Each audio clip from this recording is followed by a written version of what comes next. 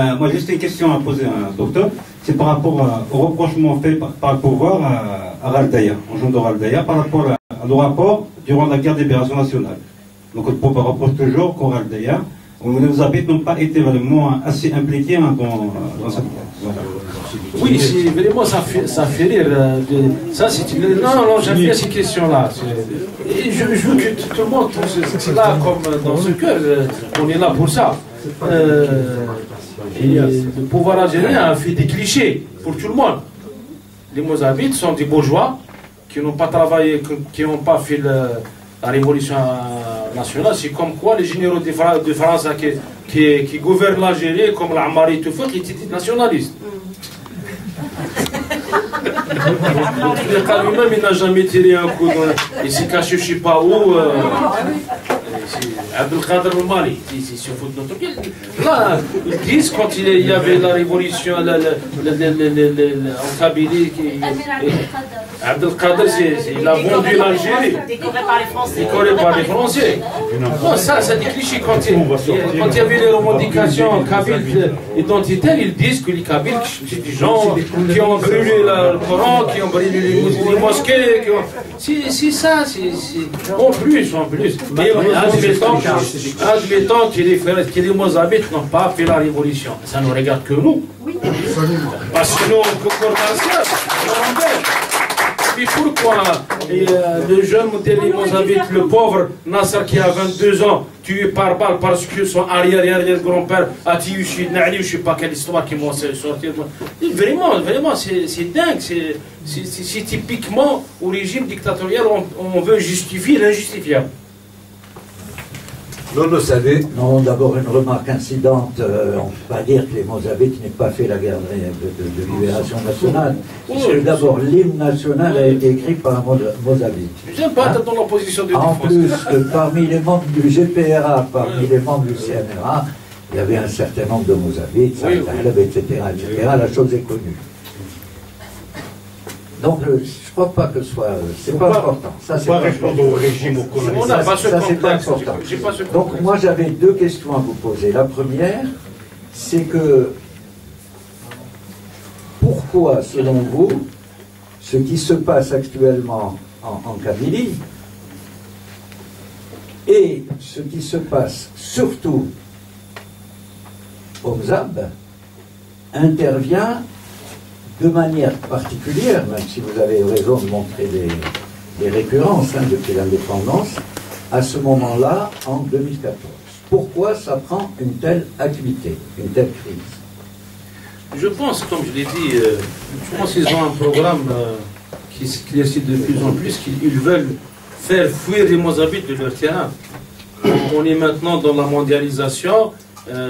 Dans les gens maintenant c'est facile, à l'internet tu vas devoir lire les droits du peuple autochtone, tu peux demander ton autonomie. En plus, même l'Algérie qui est un pays qui est membre du Conseil des droits de l'homme des Nations Unies,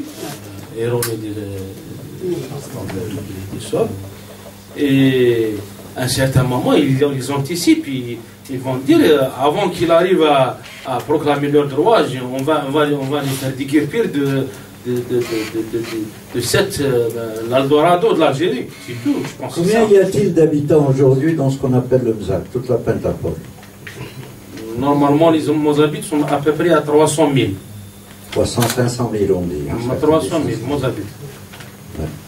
Et vous pensez que par des incidents comme ça, l'objectif du pouvoir est d'éradiquer une population de 500 000 personnes d'une terre, d'un territoire et d'un espace qu'ils occupent depuis 18 siècles. Oui, alors, oui. Ils vont les étouffer, je t'assure. Bon. Alors, ma deuxième question, c'est juste pour rejoindre un peu ce que... En plus, je te jure, ça c'est des hypothèses, c'est sûrement, c'est possible, il y aura plusieurs objectifs tracés. Deuxième question. Oui, non, je veux dire que quand on milite, et vous avez bien raison de militer pour ce qui est l'objet de... Quand même, il faut essayer d'être crédible, quoi. C'est-à-dire d'apporter des arguments qui puisse essayer de convaincre un auditoire ou un public, etc. Là, c'est des images. Ce qui est officiel, c'est les photos, les images qui sont là. Oui, non, mais ça, c'est des... Ça, c'est votre point de vue. Oui, on pose des questions. C'est très bien. Oui, Moi, je voudrais rejoindre une question posée par Hand à laquelle vous n'avez pas répondu, qui, je crois, est aussi intéressante. Moi, je ne suis pas spécialiste, je connais bien le Mzab. J'ai lu pas mal de choses, je crois, là-dessus, etc. Et puis, j'ai beaucoup fréquenté. Je connais un peu. Et est-il vrai ce que dit une certaine presse, et pas seulement la presse algérienne, ce que donne par exemple comme élément d'analyse Haj Nasser, fut-il ancien de la banque, etc., vit-il à Alger depuis, etc., parce que mon problème n'est pas là. Mon problème est de savoir si un argument tient ou pas. Lorsqu'il avance l'idée qu'il y a aujourd'hui une conjonction entre le pouvoir, une fraction du pouvoir, et les wahhabites de Qatar, et que sous couvert de la chasse à l'outarde, etc., c'est comme ça qu'ils viennent au Sahara, ils ont tout à fait enraciné un certain nombre de prosélytes, malékites, etc., etc. Est-ce que ça se manifeste quelque part dans le Mzab? Est-ce que vous pouvez nous en donner des exemples? Oui, peut-être j'y répondu indirectement. Le wahhabisme s'installe. Ça fait partie des ingrédients que le pouvoir utilise. Il y a même maintenant les wahhabismes et salafistes dans les jeunes mozabites, même dans les jeunes kabyles. Il veut accélérer ce processus d'arabisation et d'islamisation wahhabite de l'Algérie en accélérant, en aidant ce Coran. Il y a des jeunes mozabites qui vont étudier le wahhabisme à Medina al-Munawwara. Ils n'attendent pas les Qataris qui viennent chez eux. Et ils sont bien encouragés et ils sont bien aidés par le pouvoir. Il y a même un Coran fataliste au Mzab qui est aidé par le pouvoir algérien. Il leur donne ces locaux pour qu'ils fassent un genre de lavage du cerveau pour les gens qui devient après presque débiles. Ils sont foutus éperdument de rien. Pour lui, c'est Dieu qui a fait, c'est Dieu qui prend, c'est la guerre déclarée, c'est la guerre psychologique. Il ne faut pas oublier que les Anglais ont colonisé la Chine, la grande Chine, par l'opium. Et ça, c'est un genre d'opium quand on voit des gens qui te disent Ati'u Allah wa Rasul wa al-amri minkum. Il faut être dingue pour accepter ça. C'est être vraiment une grande dose d'opium ou de cocaïne. Oui, moi je voudrais commencer par... Parlez dans le micro, s'il vous plaît. Oui. Je voudrais commencer par... On n'entend pas. Dans le micro. Moi, je vais commencer par un petit commentaire sur la participation de certaines régions à la révolution. Les zones du sud, dans les zones du sud, il était très difficile si vous voulez, d'implanter des bases. Et pour, si vous voulez, illustrer ça, je vous livre une anecdote d'un ami qui était maire de Tamanrasset. Il m'a dit, quand j'étais maire à Tamanrasset, on lui a dit il faut absolument qu'il y ait un coordinateur des anciens moujahidines à Tamanrasset. Tamanrasset, c'était impensable. Et on a cherché un peu partout et on a trouvé un ancien pilier de bistrot qui avait reçu un coup de bouteille d'un légionnaire à Tamanrasset. Il est devenu coordinateur des moujahidines. C'est véridique. La seconde chose, je voudrais peut-être rebondir sur l'intervention de mon prédécesseur. Ces derniers temps, il y a eu des relais de certains pays, des imams de certains pays du Golfe, l'Arabie Saoudite et le Qatar, qui ont stigmatisé les Mozabites et qui ont même demandé l'assassinat de Mozabites, sans qu'il y ait eu de réaction de la part du régime.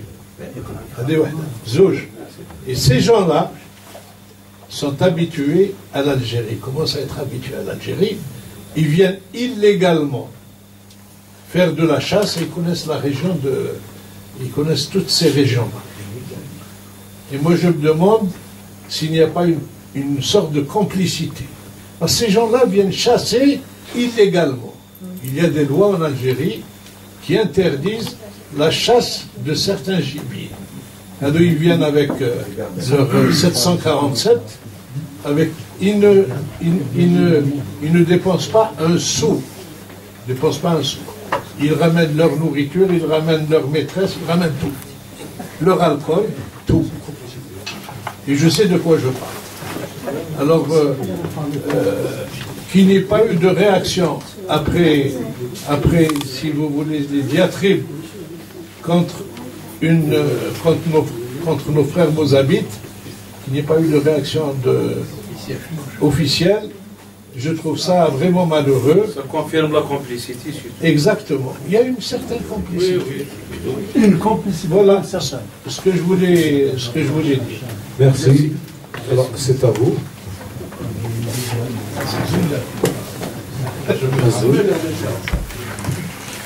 Moi, je voudrais poser une question que vous avez soulevée en fin de votre exposé.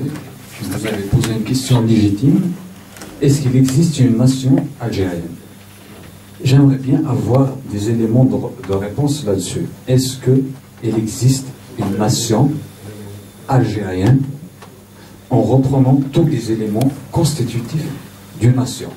Nous savons aujourd'hui qu'il n'existe pas d'État algérien, ça c'est confirmé. C'est un groupe de personnes qui sont en train de jouer, de préparer des élections Mais c'est une question pertinente à laquelle malheureusement plusieurs partis qui sont vraiment partis d'opposition, tel le RCD, tel le FFS, les partis d'opposition crédibles, qui ne posent pas. Oui, d'opposition.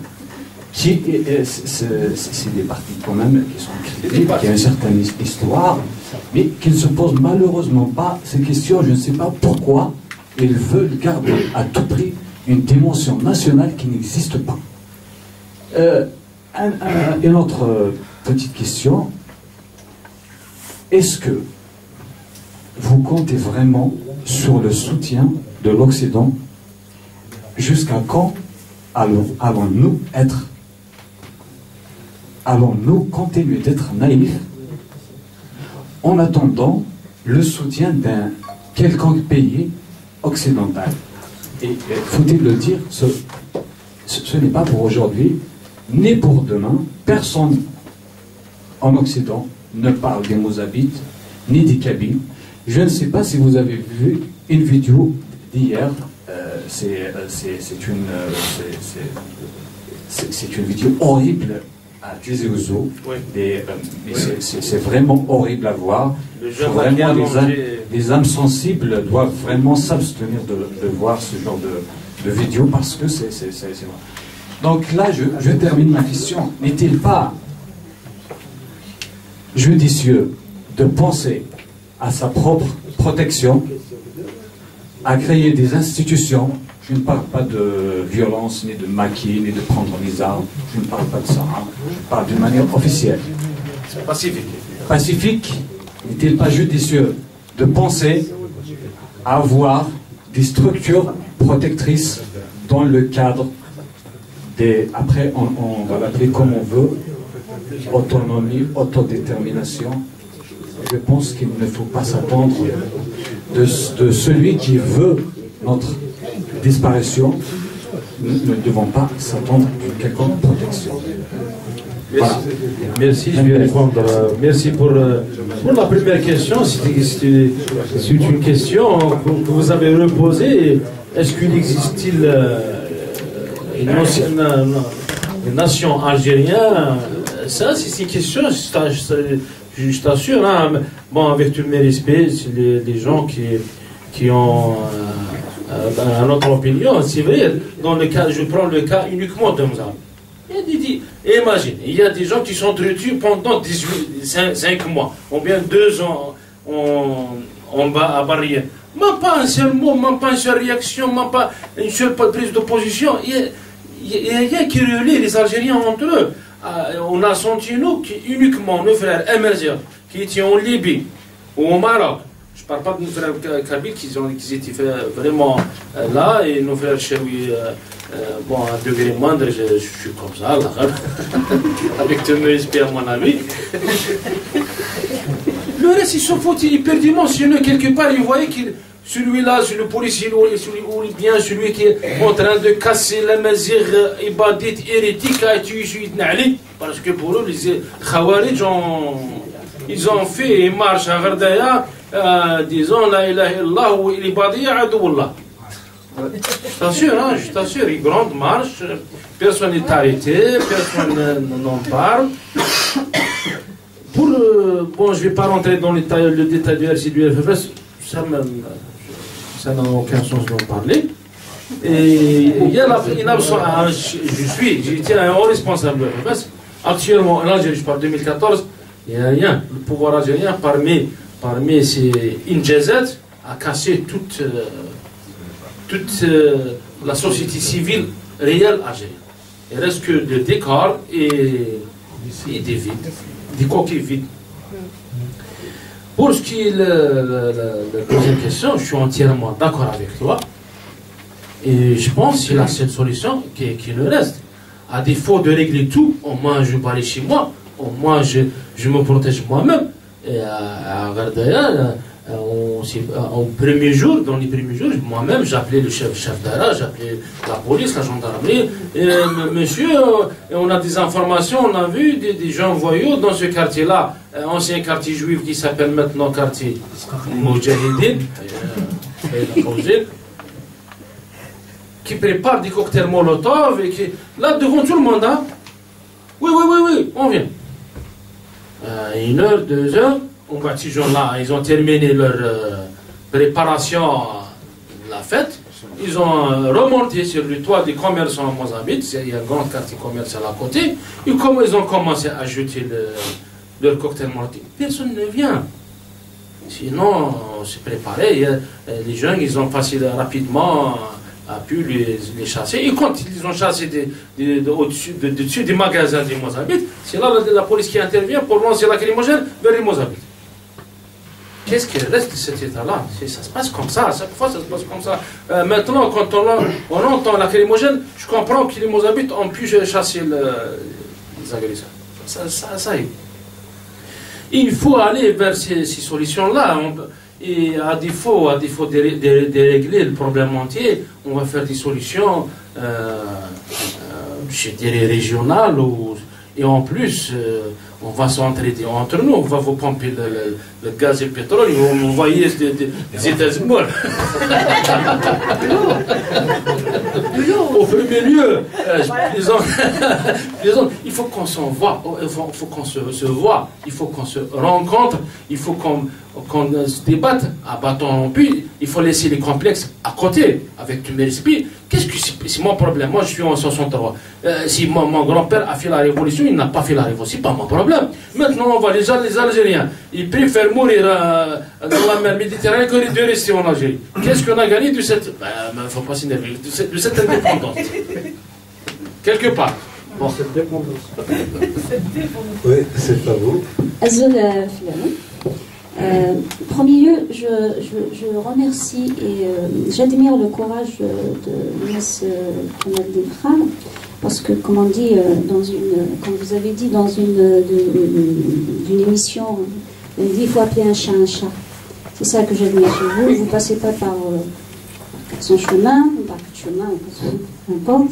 Vous dites des mots tels qu'il faut les dire. Voilà. Maintenant, pour ce qui est... Moi, je ne vais pas poser une question parce que...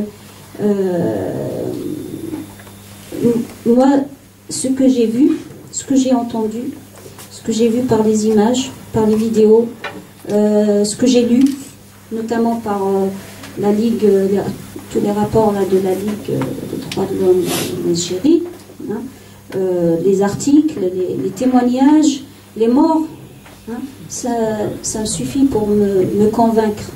Maintenant, pour les causes, peu importe les causes, peu importe les causes, je pense que on n'a pas le droit de tuer, on n'a pas le droit de réprimer, on n'a pas le droit d'agresser une population qui n'aspire qu'à la paix et à vivre tranquille. Rien ne peut justifier ça. Moi, c'est tout ce qui m'importe. Après, pour ce qui est... vous parlez de l'autonomie, je pense que les Mozabites étaient déjà autonomes, d'après ce que vous dites. Donc, parler aujourd'hui d'autonomie, ça n'a pas de sens pour moi. Vraiment. Non, officiel. Officiel, voilà. Parce que, d'après ce que j'ai vu, vous avez votre structure sociale à part, votre fonctionnement à part, votre économie à vous. Il y a une espèce d'autosuffisance économiquement parlant. Non seulement vous faites vivre les Mozabites, mais vous faites vivre aussi une grande partie de l'Algérie, peut-être. Hein, je ne sais pas. Voilà. Pour ce qui est maintenant, moi je vais émettre un souhait. Étant femme kabyle, je ne dirais pas qu'en Kabylie les droits de la femme sont acquis. Hein, il reste beaucoup de choses à faire, mais plus ou moins, moi ce qui me frappe, ce qui me chagrine, c'est l'effacement de la femme mozabite. Ça me fait mal parce que vous parlez de démocratie, de liberté, des droits de l'homme. Il ne faut pas que ça reste que... loin de moi de donner des leçons, hein, je parle avec toute humilité, mais j'ai mis un souhait que la femme mozabite, que les jeunes mozabites, les générations de demain travaillent dans ce sens-là pour donner une visibilité à la femme mozabite, parce que comme on sait, une société se construit, sinon on reste dans des méthodes archaïques, et une société qui n'implique pas la femme n'avance pas. Voilà. C'est pas une leçon, c'est pas une autre, c'est juste j'aimais un souhait. Merci.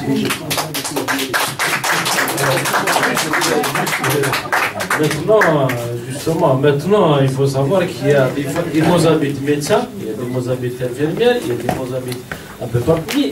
Et ce qui est important dans la tolérance, il faut qu'on s'accepte en tant qu'on est.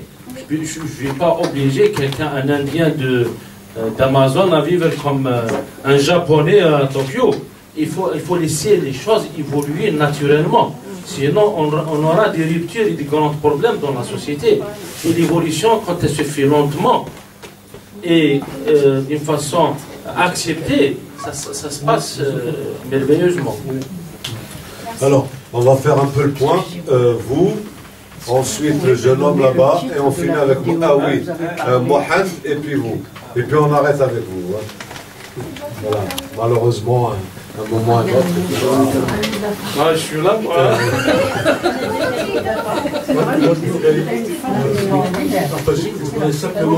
Il faut parler dans le micro parce qu'on n'entend pas. Hein. Bon. Ce que je voudrais simplement dire, c'est est-ce que, bon, à la fois c'est une suggestion, et en même temps, c'est vrai que j'ai suivi un peu sur Internet quelques événements, disons, sur ce qui se passe en Algérie, particulièrement justement au Mzab. Bon, je n'ai pas vu de, comment dire, de pétition, par exemple, parce que je pense que pour faire connaître justement la situation et en même temps exercer une pression sur les crétins justement qui sont à l'origine en fait, de ces problèmes, hein, je pense qu'il serait utile en fait, de populariser, c'est-à-dire d'expliquer à la fois et les origines en fait, de façon un peu brève, et en même temps faire signer une pétition aussi bien sur Internet que par tous les moyens possibles. Voilà. Oui, mais j'ai oublié pour l'opinion nationale, malheureusement, il n'existe pas. Il faut le créer. Ça n'existe pas. Les intellectuels algériens calculent leurs relations avec leur pouvoir. Parce qu'il y a des intellectuels algériens qui ont venu à Ghazdaïa juste pour nous dire attention, comme c'est par le gamin qui se bagarre pour je ne sais pas quoi, attention, si votre voisin, vous avez la même culture, il dit votre ma gueule, il parle avec ce gendarme, qu'est-ce que je vais faire avec ce gendarme qui m'empêche, il y a des cas très graves. Il y a par exemple, je vous donne cette situation que j'ai vécue moi-même, et vous allez voir, ces pseudo-intellectuels algériens, et ces pseudo-ulama musulmans algériens, ils aident le criminel. Il y a une maison, notre local est dans le local des droits de l'homme et de cette association, et dans le cœur de Raqqa. Et après, à 100 mètres, il y a une placette. Dans cette placette, il y a presque 20 fourgons de gendarmes remplis. Ça fait à peu près 200 gendarmes. 200 gendarmes. On prend un ruelle, où deux voitures peuvent passer ensemble, on se croise dans cette ruelle, à 100 mètres de regroupement des gendarmes qui ont toute leur armada d'armement, matraques, lacrymogènes, avec ces protections-là. À un certain moment, on reçoit des téléphones, c'était un membre de ma famille, en plus, monsieur, s'appelle Babker, sa femme, c'est ma cousine, le téléphone, il l'appelle au secours des voyous arabes qui étaient ses voisins, l'attaquent par derrière. Bon. Les jeunes ont rapidement voulu défendre cette maison. Il y a les policiers qui vont venir rapidement. Qu'est-ce qu'ils font? Ils lancent la lacrymogène vers les gens mozabites pour que ces voyous brûlent la maison de Babker le Mozabite. J'ai pris de la situation, m'en parler, ils appellent le secours, ils ne peuvent pas sortir. J'ai sorti de notre local, j'ai été voir les gendarmes, et où il est responsable. Monsieur, il y a à 100 mètres de vous, on peut entendre, il y a des gens qui agressent une famille. Il a sa femme et je pense 3 enfants. Ils sont encerclés. Il y a des voyous qui sont en train d'incendier leur maison. Faites quelque chose. Qu'est-ce qu'il me répond le gendarme? Je ne peux pas intervenir. Pourquoi? Je n'ai pas d'ordre d'intervenir. Ça se passe comme ça. Moi-même, j'ai vécu cette situation. C'est ça ce qui se passe à Ghardaya. Quand je me suis bagarré, qu'est-ce que vous faites ici? Ah, moi, on est là. Quand on reçoit des ordres pour intervenir, on va intervenir. Mais quand le jeune Kabyle est là par terre, il le frappe. Il n'attend pas l'ordre de ne pas frapper ou de le frapper. C'est ça, les criminels, puisque crétins, ils sont des criminels.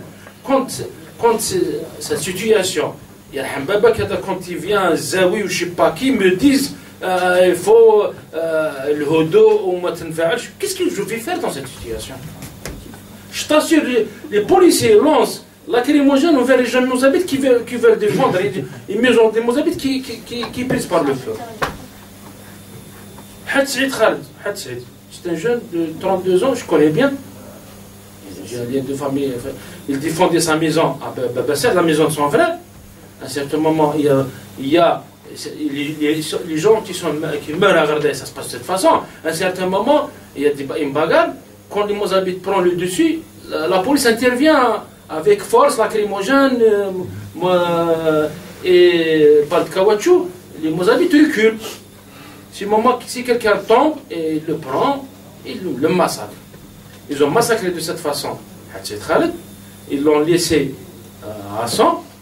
Au lieu, les policiers qui étaient là l'amènent, le prennent en urgence, appellent l'ambulance, ils l'ont massacré en plus, après.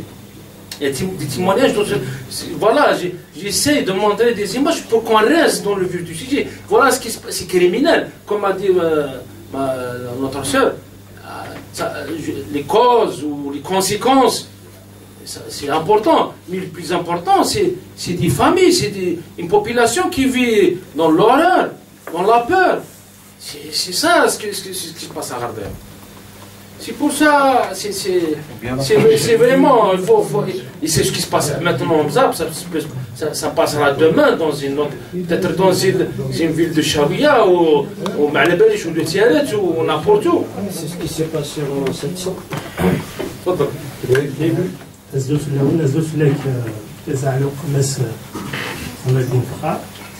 La question est toute simple.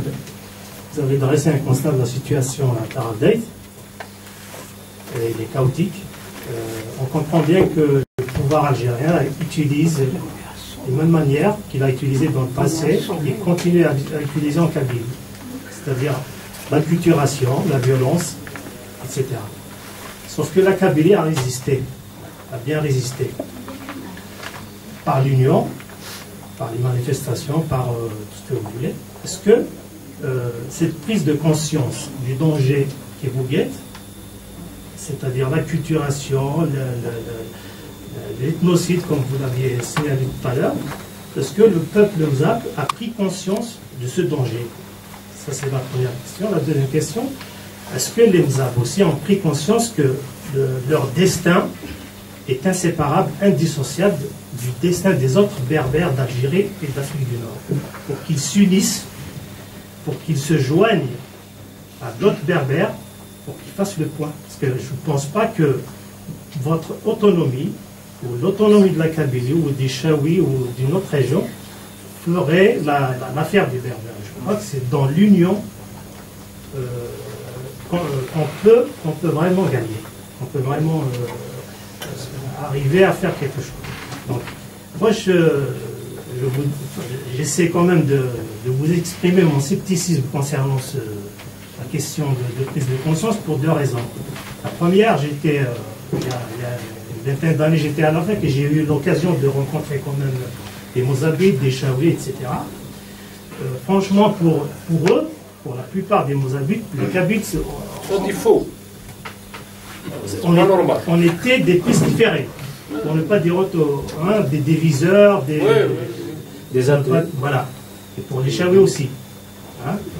Ça, c'est la première raison de mon scepticisme. La deuxième raison, c'est ce que je vois actuellement sur les réseaux sociaux, Facebook.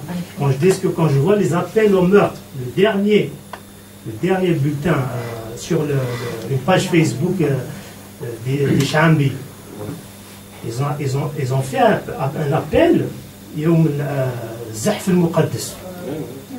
C'est-à-dire, c'est un vendredi sacré et on va massacrer tous les Khawarij. C'est comme on se croirait à l'époque du prophète, des invasions des siècles en arrière. Et les frères mozabites, malheureusement, semblent ne pas prendre conscience de cela. Quand je discute avec eux sur Facebook, ils me disent mais non, c'est des frères, on ne peut pas tuer un musulman, on ne peut pas. Hein?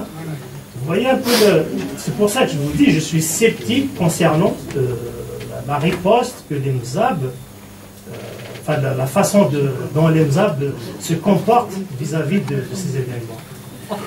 Oui, la prise de conscience, elle est partielle. La société mozabite actuellement, elle est séparée en deux. Il y a les soi-disant notables, kbar, ayan, il s'appelle Ad-Dissat, de la devanture comme ça, avec leur clientèle et la majorité de la jeunesse dans toutes les villes de Mzab.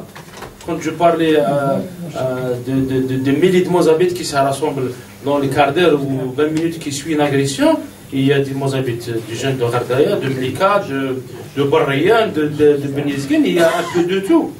Il y a une prise de conscience énorme, je t'assure.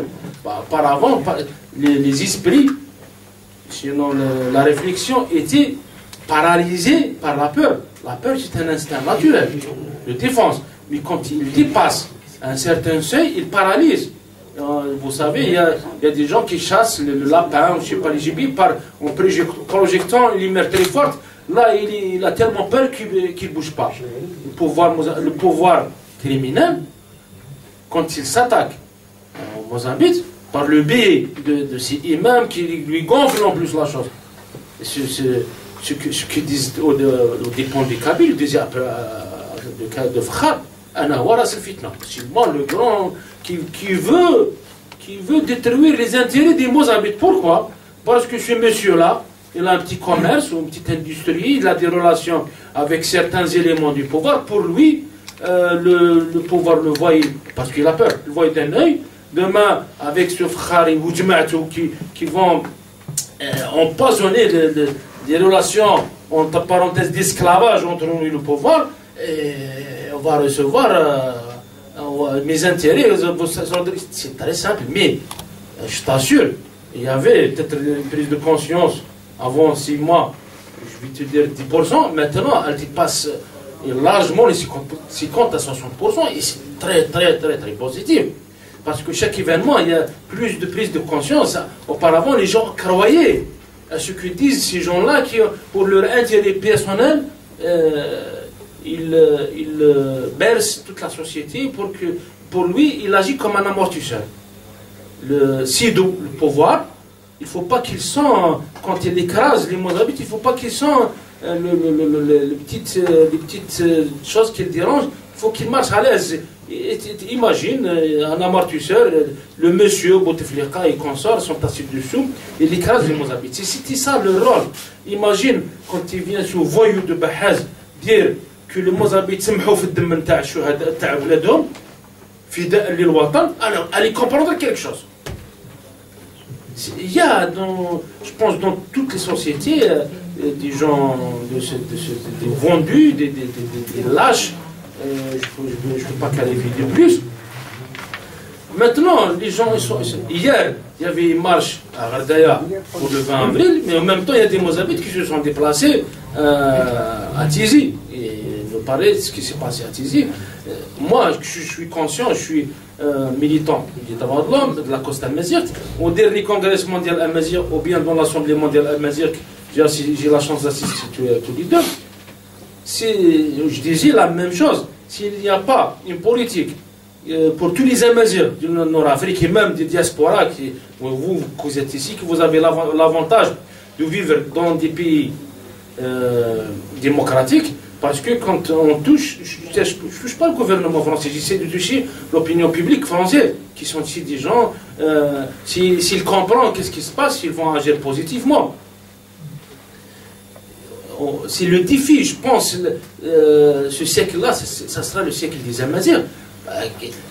Pourquoi être pessimiste? Je suis très optimiste. Quand je voyais pour la première fois les Amazirs et les biens qu'on croyait disparaître complètement sous les bottes de Kadhafi, c'est un espoir. Je les voyais en Tunisie il y a 2 ans de ça, j'ai failli pleurer, je t'assure. Il y a des hommes et des femmes avec le banderole Amazir, avec le drapeau Amazir, ils étaient très fiers. Ils croyaient Dieu comme fer. Je l'imagine comme la Kabylie des années 80. Et c'est très positif. Pour moi, je pensais, parce que les Libyens, c'est des Amazirs ibadites, même les Tunisiens, on croyait à un certain moment, ça y est, qu'ils étaient écrasés. Et maintenant, il n'y a plus de peuple pharaon. Le pharaon, ils étaient une grande civilisation mondiale. Les pharaons n'existent plus, mais la mesure qui existe jusqu'à maintenant. Et je pense le salut, c'est l'union. Je dis pas l'union, j'aime pas utiliser ces mots. C'est les rencontres, c'est le débat, c'est l'exposition, c'est mettre les intérêts et les idées préconçues, les jugements, les clichés pour se rencontrer pour une finalité. On ne va pas s'entendre sur tous les points, je suis sûr. On a nos différences aussi. Oui, il faut être tolérant, hein. Il faut qu'on crée la tolérance. J'accepte l'autre dans sa différence. Il ne faut pas qu'il soit ma photocopie, que je ne vois pas, qu'il me compte un ami là et il prend son apéritif, ça ne cause pas de problème pour moi. Il faut qu'on soit tolérant, il faut qu'on s'accepte, il faut qu'on se rencontre, et c'est le plus important, on ne se voit pas, on ne se rencontre pas. Et ça, je t'assure, je suis très optimiste. Malgré ce qui se passe, je suis très optimiste. Mohamed, ensuite le jeune homme, puis on va devoir arrêter malheureusement. Je suis désolé pour ceux qui voulaient, mais de toute façon, on va rester encore un peu avec notre invité. Vous pouvez continuer à discuter avec lui là. Voilà. Mais là, pour alors, j'aurais voulu vous demander de nous parler de ce qui se passe à l'intérieur de la société mozambite, puisqu'on sent très bien qu'il y a une dichotomie donc, entre les anciens réflexes et les anciennes structures et la montée d'une attitude de résistance et de revendication citoyenne dont vous êtes l'une des images. Il y a aussi le fait que les Mozabites qui sont ailleurs que dans la vallée du Mzab commencent à bouger. On a vu plusieurs sit-ins de Mozabites à Alger. pour dénoncer ce qui se passe. Ils ont parti de regarder à la majorité. D'accord, ok. J'aurais voulu aussi vous demander, est-ce que c'est les mêmes jeunes qui viennent agresser les Mozabites qu'on a vu bloquer le meeting de Sellal? Parce que ça m'a beaucoup intrigué de voir la réaction des jeunes de Mklili perturber et bloquer le meeting de Sellal. Et une dernière question, c'est par rapport au rôle qu'est en train de jouer Nekaz dans la région. Rachid Nekaz dans la région.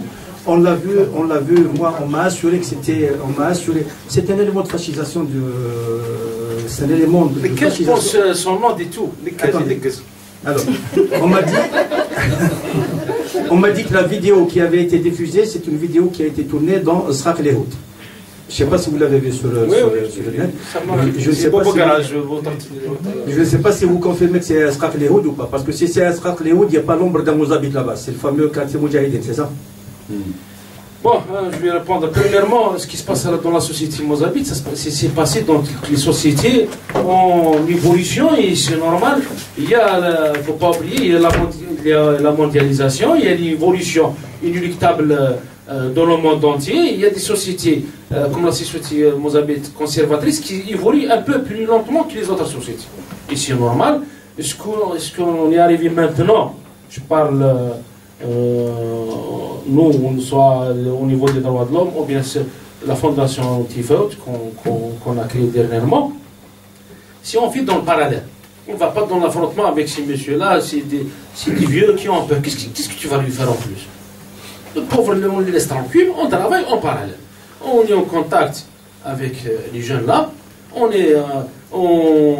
prépare les dossiers, soit pour les médias, ou bien pour les ONG, ou bien pour même déposer plainte. On fait un travail en parallèle. Ça y est, là, les gens là, c'est l'histoire qui va les juger.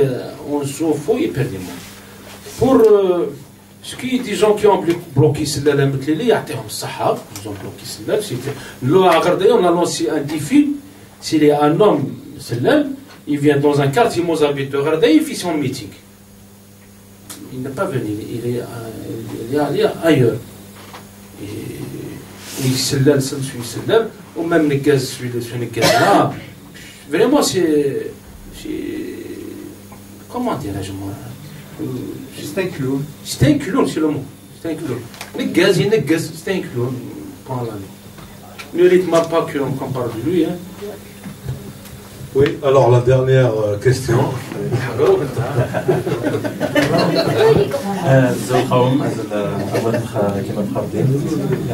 Tout d'abord, je tiens à vous féliciter pour votre activisme et pour le rôle que vous avez joué. C'est dangereux, hein, faut la féliciter. Voilà, le rôle que vous avez joué d'alerte et de relais du combat des jeunes au sein de la société mozabite. Pour relayer cette cause-là au niveau international. Alors j'ai trois questions. La première question, c'est tout d'abord en fait votre courant de pensée. Tout à l'heure en fait il y avait la mention minoritaire, le mot minoritaire qui a été cité. Je me repose la question, c'est-à-dire parce que c'est ce qu'on a vu dans les médias algériens, dans l'intervention d'un certain nombre de militants qui disaient comme quoi votre courant de pensée où votre courant de pensée est un courant minoritaire et que la majorité de la société mozabite est majoritairement les mozabites sont pro-pouvoir, sont des nationalistes et ils agissent dans un cadre national ou national. Ça c'est ma première question. Deuxième question, ça c'est une question par rapport à l'État algérien. Que craint l'État algérien par rapport à l'internationalisation de la cause mozabite? Parce qu'on a vu dès le départ de ce conflit-là, comme que vous avez fait appel aux Ahmadiens, en fait, alerte aux Ahmadiens. En fait, ça, je pense, parmi les premiers commentaires, les premières publications sur votre compte personnel sur Facebook, vous appelez les Ahmadiens. Donc, vous espérez à internationaliser cette cause, à faire appel à des Ahmadiens un peu partout dans le monde, et ne pas se contenter des Ahmadiens dans le cadre territorial algérien, etc.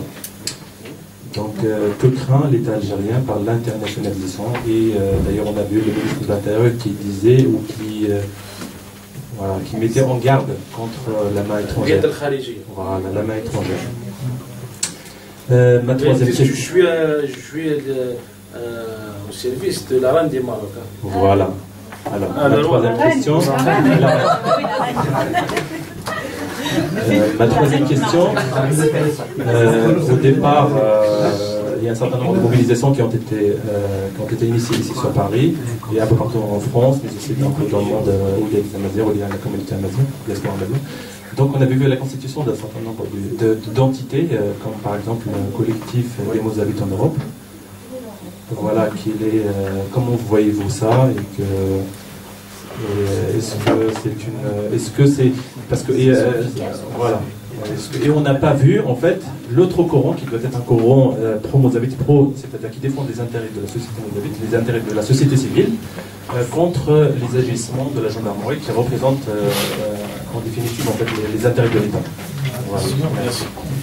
Premièrement, pour la première question, maintenant l'Algérie, on n'a pas statistiquement pensé le membre directeur.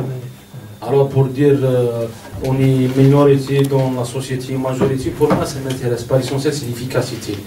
Et je ne vais pas rentrer dans ces considérations parce que le discours de sentiment, et en plus, est-ce qu'il est fier d'être au serviteur de son bourreau? Ça, c'est une question qu'on doit se poser.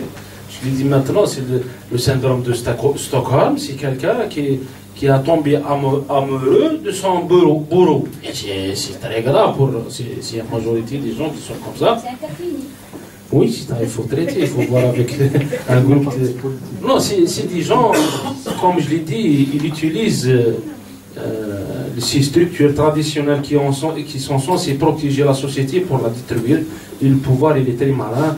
Il a injecté son ARN dans toute Maintenant, même les gens qui vivent, et je lis un communiqué des Mozabites au Canada, et imagine des gens qui vivent au Canada, dans un pays démocratique, indépendant, qui ont tous les droits, il essaye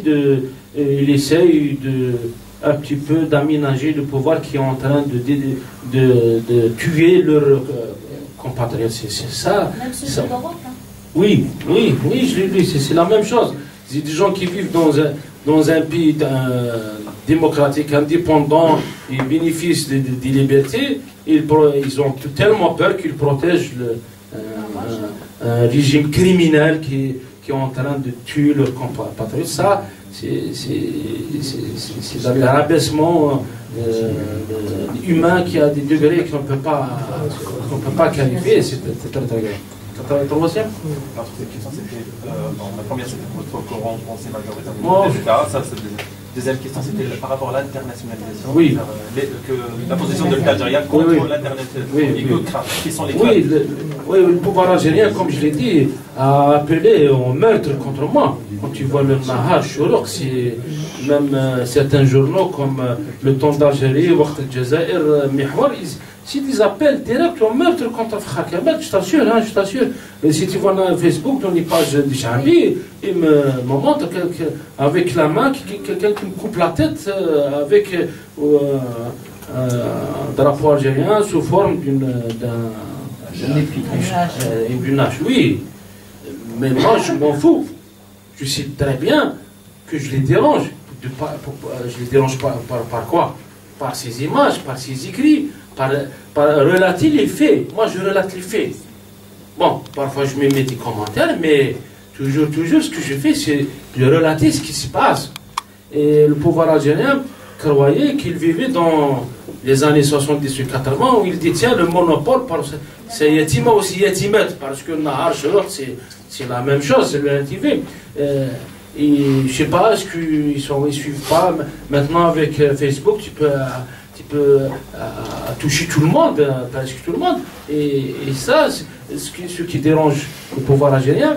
Et je pense que je suis militant. Et quand j'ai fait de la prison en 2004, je sais bien que je le mérite. Mais quand on mène un combat et on a des retombées, il faut assumer. Et comme je suis ici avec mes frères amaziens, c'est d'essayer de lever un petit peu la voile et d'éclaircir la vision pour que les gens demain disent pas que j'ai pas compris, les messages n'est pas arrivé. Et heureusement qu'il y a cette possibilité. Je remercie mes frères qui m'ont permis d'arriver à un jour comme ça pour que mes frères Amazigh comprennent ce qui se passe. Parce que le pouvoir, qu'est-ce qu'il fait? Il essaie toujours de parasiter, de semer le doute, d'ajouter des éléments pour que les gens ne voient pas clair. Et l'occasion s'est présentée, et je pense la seule solution, il faut toujours internationaliser. Comme je l'ai dit, le pouvoir algérien, le régime algérien, il est membre du Conseil des droits de l'homme des Nations Unies. Alors lui aussi, c'est la main étrangère. Il a donné des zones de recherche de pétrole aux Américains, ou tous les Européens. Et il y a une base américaine qui était installée à Tamarrasset. Et puis quand tu réclames tes droits, ils disent la main étrangère. Et pourquoi les élections, ils supplient les Européens pour qu'ils aient bien surveiller les élections? Est-ce que c'est pas la main étrangère? C'est pour ça que je dis qu'il faut qu'on sorte de ces complexes. On vit la mondialisation. Tu me dis, tout jeune Algérien qui navigue au Facebook, il a la main étrangère avec lui. Je t'assure. Imagine la débilité des Algériens. Des soi-disant responsables. L'année passée, j'étais avec des amis, on allait en Tunisie. Et la PAF algérien trouve le journal Watan, je pense au Khabar. Oh, pourquoi va ramener nos journaux en Tunisie? Et pourquoi? Où est le problème? Non, notre salle, linge sur la vente de nous, va ramener. Qu'est-ce que c'est? Il n'est pas là, mal à la tête. Ce journal, avant qu'il arrive ici, il est en Tunisie, ou là au Japon, au Canada, par Internet. Mais c'est pas la même chose qu'on veut le. Eh bien, il a confisqué le journal. Voilà les débiles qui gouvernent l'Algérie. Et dire que quelqu'un croit encore au pouvoir algérien, je l'ai vu moi-même. J'ai vécu moi-même. C'est pour ça, le salut, je pense que je termine par ça. Notre salut, c'est que nous, peuple et citoyens de Nord-Afrique, que se rencontre, il y a cette nation, ces frontières, ces faux frontières que le colonisateur a placées entre les différentes composantes des peuples amazigh, soit au Maroc, soit en Tunisie, soit en Libye, soit avec nos frères Touareg ou Nazawad. Il faut qu'on lève ça, c'est pas vrai. Imaginez, il y a des frères à nous, ils parlent même notre même langue, qui ont la même histoire, juste à côté de nous au Maroc, on ne peut pas les rencontrer, il faut. Alors que les tonnes et tonnes de drogue passent parce que le Walid de Wahran, ou je ne sais pas, M. Zenjabil, qui est en relation avec tout le criminel d'Alger. C'est ça, il faut qu'on s'en prend. Nous, on charge, il faut qu'on sorte de ces complexes, de ces faux couloirs qu'on essaie de nous enfermer. Maintenant, il faut aller, ce que je pense que la solution, c'est aller vers la mondialisation, l'universalité. Pour moi, quelqu'un qui a fait la révolution n'a pas fait la révolution, c'est son problème. Quelqu'un qui prie pas, c'est son problème. Quelqu'un qui boit l'alcool, il ne boit pas l'alcool, c'est son problème. Il faut qu'on s'accepte comme on est. La tolérance, c'est ça qui peut unir les êtres humains. L'universalité, c'est les droits de l'homme et la démocratie, c'est ça qui doit gérer nos sociétés. Et puis c'est tout. Et voilà, et je tiens à vous remercier tout le monde.